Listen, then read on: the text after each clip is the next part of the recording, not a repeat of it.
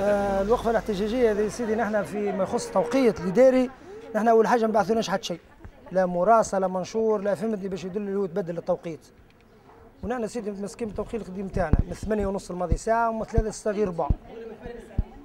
ما يساعدناش التوقيت هذا، نسيبوا نصف النهار ونص ونرجع ماضي ساعه ونص. ساعه واحد من الناس يمكن نسكن 10 كيلومتر، نوصل للدار ونجي زعما نشوف لا صغاري لا مرتي، واحد عنده صغار يقرا وعنده كذا، الزملاء الكل كلاش عنده، فهمتني؟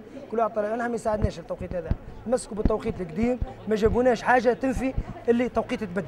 اليوم نظمنا وقفه احتجاجيه، السبب نتاعها هو باش نغيروا نظام العمل، خاطر ما يساعدناش بصراحه باش نخدموا نرتاح بساعة واحدة، كل واحد عنده صغار ويمشي للروضة. الوقفة الاحتجاجية نتاعنا هذه تجي في إطار رفض الكامل المقترح نتاع التوقيت الإداري الجديد لاقتراحات الوزارة. هذا ما يتماشاش طبيعة العمل نتاعنا، والمقترح هذا هو كان من قبل من 2009، ونتصور انه معناتها كل الزملاء معناتها رافضينه.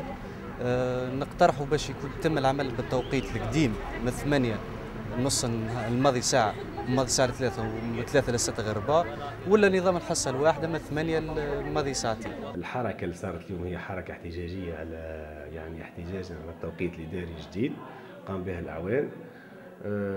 أنا بدوري معناها اتصلت بالوزارة وعلمتهم، فطلبوا مني معناها مقترح عملي للتوقيت الجديد، لانه معناها باش تكلمت مع علمتهم وقلت لهم يصيغوا مقترح في عدد ساعات العمل المقترحه.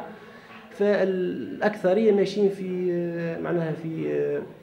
في اعاده التوقيت القديم اللي هو نظام العمل الستية، باش نصيغ المقترح وبطبيعه الحال باش نعلم به السلطه المركزيه.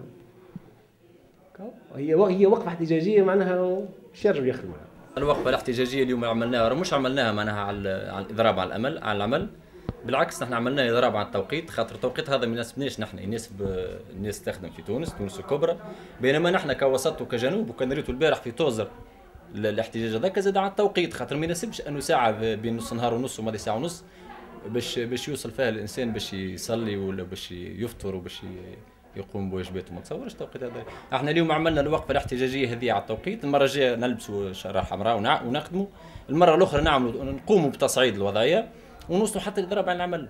احنا بدلونا توقيت، يا سيدي يحطوا لنا من 8 للساعتين حصه واحده، والا رجعوا لنا التوقيت القديم، حطوا لنا من 8 ونص الماضي ساعه ومن 3 ل 6 غير ربع، ونخدموا الناس الكل او ديسبوزيسيون، راهو ما تخلوش على العمل نتاعنا.